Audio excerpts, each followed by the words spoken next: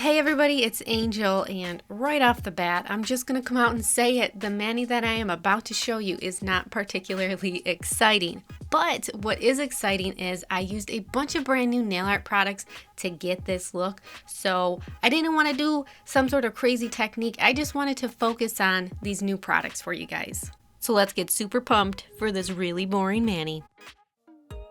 For my base coat, I brought out my good friend OPI Natural Nail Base Coat. On my ring and pinky nails, I'm using Color Club Harp on it, which is a silver linear hollow, and I've used this polish before, and I'm pretty sure in the video I said something like, yes, this is a very pretty polish, but it's not super unique. It's just a silver hollow like we've seen 5 billion other times. But after using it again, I'm gonna take that back. This is a great polish. I think this is now my favorite silver hollow polish. It just has so much fire in it, and the formula is really great. You only need 2 coats for full opacity, even though it's probably like 95% opaque on that first coat.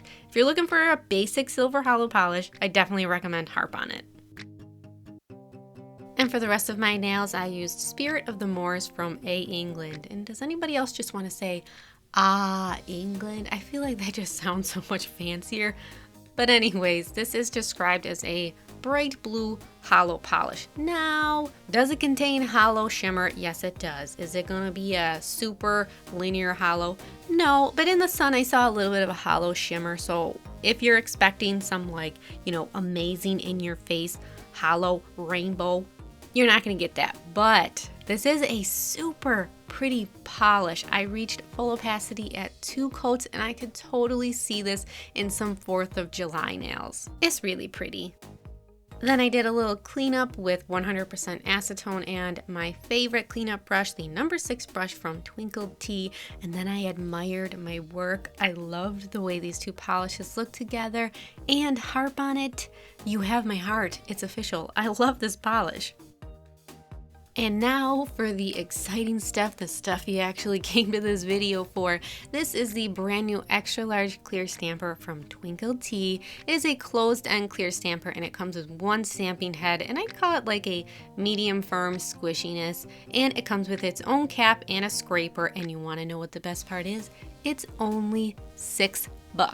Yes, $6 for a clear stamper. Great deal. And the next product I'm going to be testing out is the brand new Lace Liquid Latex from Twinkle. And I was super excited to finally get to test this out because it was probably months ago now Twinkle mentioned to me that they had this in the works. So finally, it's here for me, and as you can clearly see, this was inspired by mermaids going by this color. I'm a mermaid, so this is perfect for me. I wish you guys could have seen my big goofy smile as I was applying this. Actually, I was really that excited.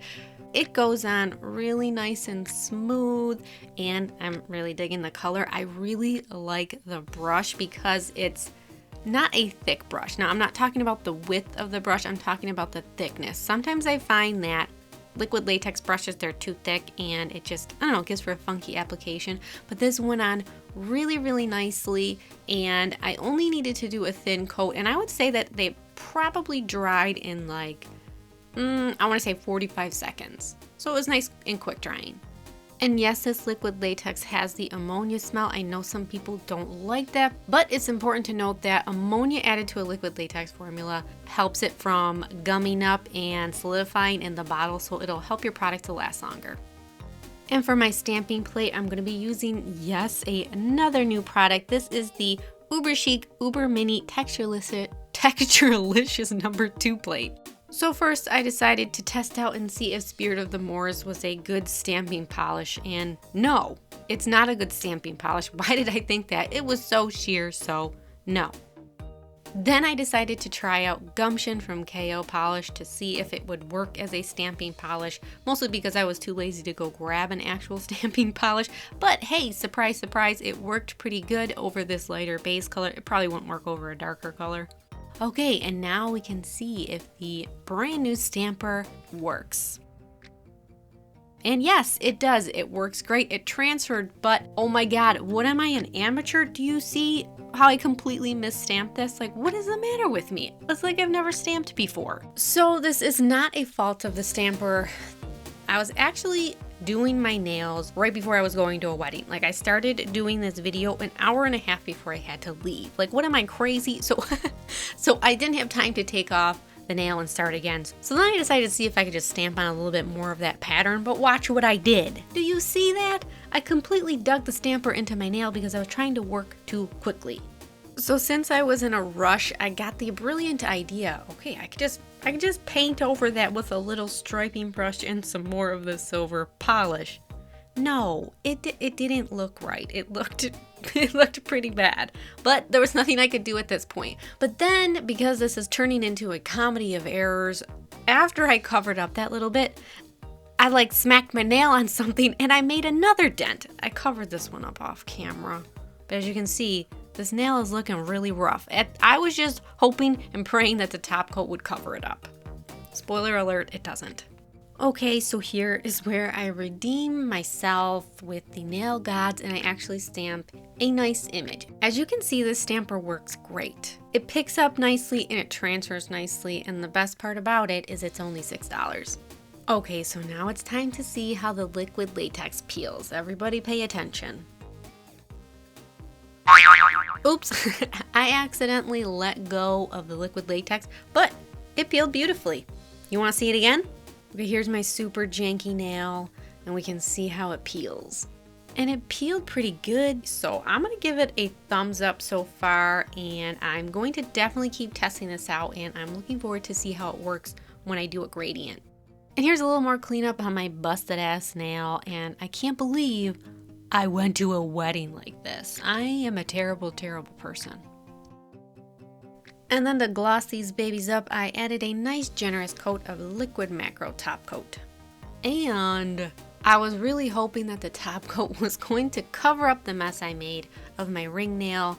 And it just, I mean, you couldn't see it from a distance. Like, you know, when I was at the bar at the wedding, no one was like, oh my God, your nails are disgusting. Actually, I got about 3 comments from random strangers asking me if my nails were fake nails. I was like, how dare they?